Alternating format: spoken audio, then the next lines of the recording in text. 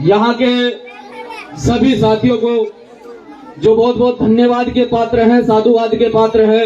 मैं उनकी सराहना करते हुए मंदिर समिति शेखपुरी के जितने भी मेरे क्रांतिकारी साथी हैं, श्री अजमेर सिंह जी, शशि कुमार जी प्रधान, रविंदर कुमार जी पूर्व प्रधान, प्रमोद कुमार जी, विपिन कुमार जी, रवि मौर्य जी, गिरवर जी, रोहित जी, तनुज जी, अशोक जी, आप सभी साथियों का आदर सम्मान करते हुए कि आपने इतना सुंदर प्रोग्राम यहाँ पर लगाया।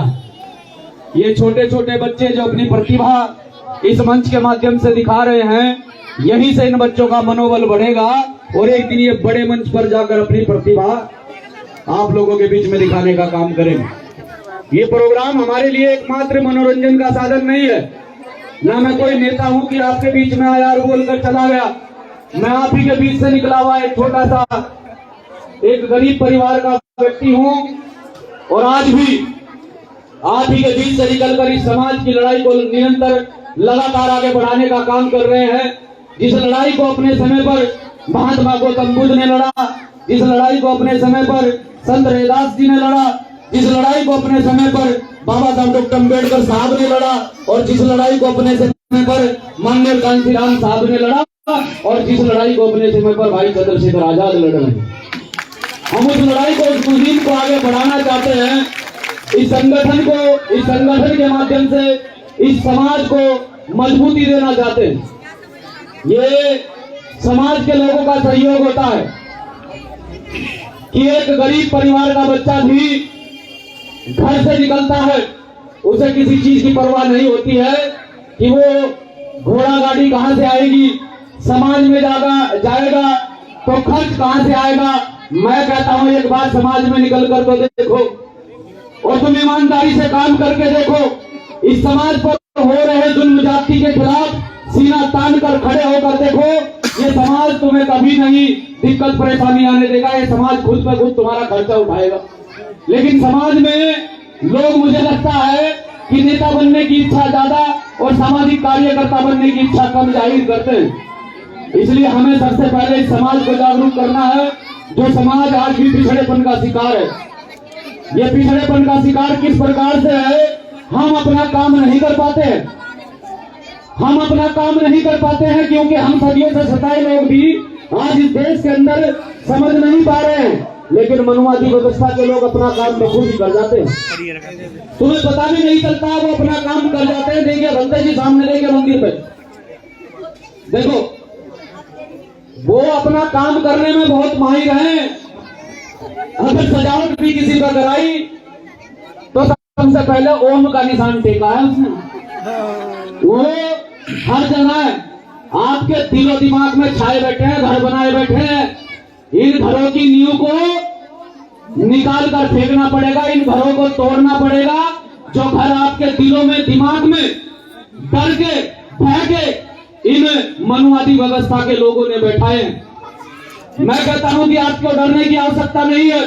आप अपना इतिहास पढ़कर देखिए, उस इतिहास में आपको सबसे बलशाली लोग, निडर लोग आप ही के समाज के मिलेंगे।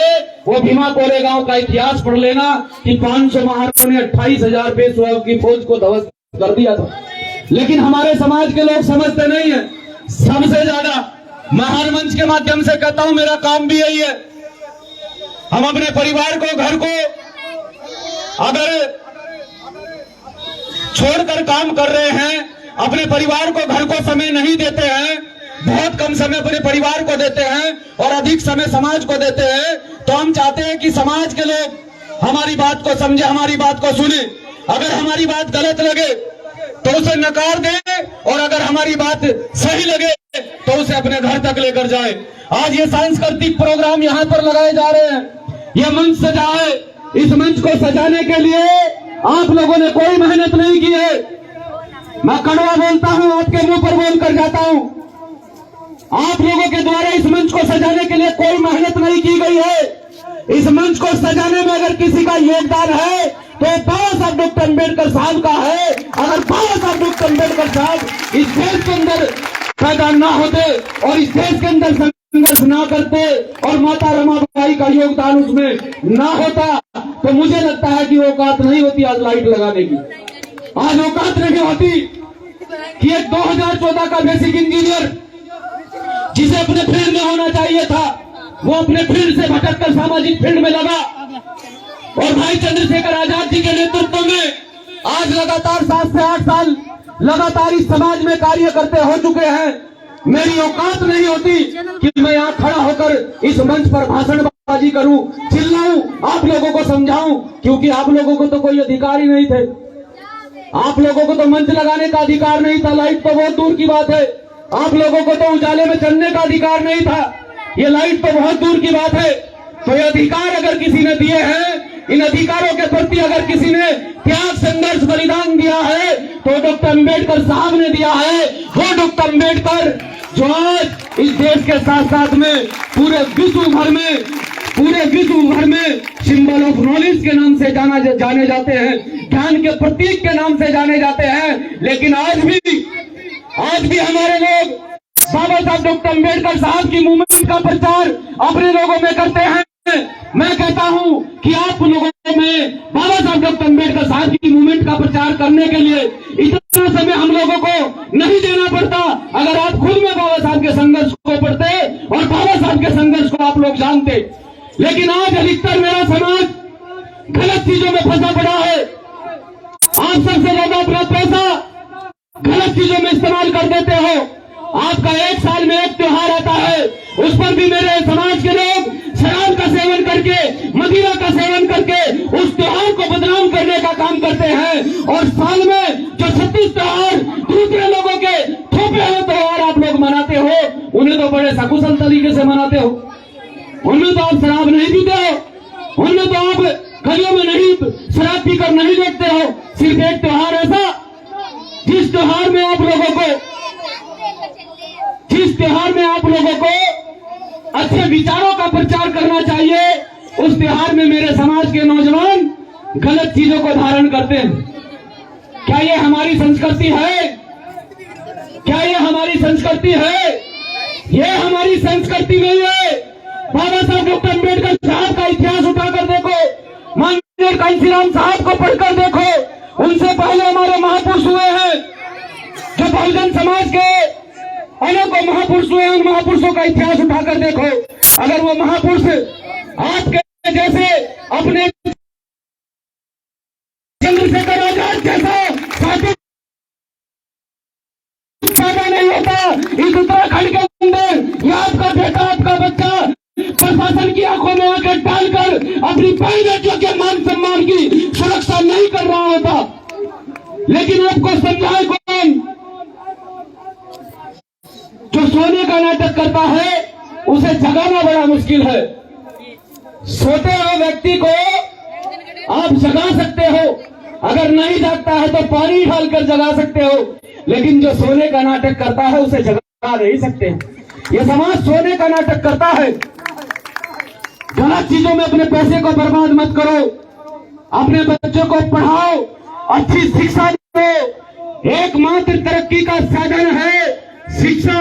शिक्षा के माध्यम से तुम लोग इस देश की व्यवस्था पर कब्जा कर सकते हो, अन्यथा गुलाम बने रहना। आज नहीं तो कल वो दिन आएगा, पहले वो दिन चला गया। ये बाबा साहब डॉक्टर अम्बेडकर साहब की वजह से स्वतंत्र तरीके से खड़े होकर इस प्रोग्राम को अटेंड कर रहे हैं, इस मंच को सजा रहे हैं। लेकिन याद रखो, जो महत सिंह इस मंदिर प्रांगण में खड़ा होकर आपको वचन देकर बोलता है कि अगर आपकी स्थिति यही रही, वो तो चाहते हैं कि आप गलत चीजों में पड़े, वो चाहते हैं आप अपना पैसा अपने बच्चों की शिक्षा में न लगाकर गलत चीजों में उस पैसे का इस्तेमाल करें। वो तो चाहते हैं आप हमेशा शराब के नशे में धुत रहे। अगर आपकी स्थिति यही रही तो आने वाले 10-20 साल के अंदर पूरे तुम फिर गुलाम बना दिए जाओगे, पुनः फिर गुलाम बना दिए जाओगे। मैं क्यों चिल्ला रहा हूँ, क्यों आपको समझा रहा हूँ? रुड़की के अंदर शेखपुरी नाम कोई छोटा नाम नहीं है। रुड़की के अंदर शेखपुरी नाम कोई छोटा नाम नहीं है। मैं भी बहुत पहले से जब छोटा सा था, जब कोचिंग लेने के लिए मैं रुड़की के अंदर आता था, तो शेखपुरी का नाम सबसे पहले सुनता था। अब मुझे नहीं पता है कि वो शेखपुरी का नाम किस वजह से प्रचलित था, किस कारण से प्रचलित था। लेकिन साथियों, शेखपुरी अपने आप में एक बहुत बड़ा इतिहास है, क्योंकि जब रुड़की नहीं थी तब उससे पहला शेखपुरी है यहाँ। तो अपने आप को पहचानो। मैं क्या कहना चाहता हूँ, आज शेखपुरी का नाम किसी और चीज में ज्यादा मशहूर है। सुनने की कोशिश करना, गलत बोल रहा हूं तो मुझे माइक मेरे हाथ से लेकर मुझे बाहर भेज देना, मुझे कोई दिक्कत नहीं है। मैं एक सामाजिक कार्यकर्ता हूं, मुझे बेइज्जती से डर नहीं लगता बिल्कुल भी। मैं बेइज्जती से बिल्कुल नहीं घबराता, जो कहूंगा मुंह पे कहूंगा। अगर अपने आप में सुधार नहीं करोगे तो आने वाली नस्लों को इन्हें बर्बाद करोगे। तब ये नस्लें आने वाले समय में तुम लोगों को गालियां दिया करेंगी। जब इनके ऊपर शोषण होंगे, अत्याचार होंगे, इनके अधिकार पूर्ण तरीके से खत्म कर दिए जाएंगे, तो ये तुम लोगों को कोसेंगे, तुम लोगों को कहेंगे कि जब इस देश के अंदर अधिकारों की बात हुई, जब इस देश के अंदर अधिकारों की लड़ाई लड़ी जा रही थी, जब हमारे बड़ों ने उस लड़ाई में हिस्सा नहीं लिया, अपने मजे में लिप्त रहे हैं, अपने जीत के स्वाद में लिप्त रहे हैं, आने वाला समय तुम लोगों का खराब होगा, याद रखना। तो अगर चाहते हो कि इन बच्चों का अच्छे भविष्य निर्माण करे, तो आप लोगों को जो है मैं हाथ जोड़कर रिक्वेस्ट करता हूं शेखपुरी वासियों से, भाई गलत चीजों का सेवन करने से अपने पैसे का नुकसान, अपने शरीर का नुकसान और बच्चों के भविष्य का नुकसान। और अगर खिलवाड़ करना चाहते हो, इन्हें गुलाम बनाना चाहते हो, तो इसी तरह करते रहो, कोई दिक्कत नहीं है। जैसे तुमने काट लिया ऐसे ये काट लेंगे, लेकिन हम नहीं चाहते हैं कि जैसे हमारे पूर्वजों ने समय काटा है, जैसे हमारे माँ बाप ने मेहनत मजदूरी करके खून पसीना एक करके पाई जोड़कर हम लोगों को पढ़ाया है, हम उस पैसे को हराम नहीं होने देंगे। हम उस पैसे को हराम नहीं होने देंगे, क्योंकि हम हलाल के हैं। उस पैसे को हलाल करके दिखाएंगे, इस समाज में क्रांति लाकर दिखाएंगे और इस समाज के पैरों पर खड़ा करके दिखाएंगे। फिर देखेंगे कि समाज की पैर बेटी पर कौन आंख उठाता है, इस समाज के भाइयों पर कौन अत्याचार करता है। जिस दिन इस देश की व्यवस्था में तुम जाकर बैठ जाओगे, फिर तुम पर शोषण नहीं होंगे, राजाओं पर शोषण नहीं होते। जब तुम्हारे इस देश के अंदर तुम राजा हुआ करते थे, तो तब तुम्हारे ऊपर शोषण नहीं होते थे, तुम देने वाले लोग थे। आज तुम मांगने वाले लोग हो। सरकार तुम्हें चाहती है कि तुम रोटी तक सीमित हो जाओ।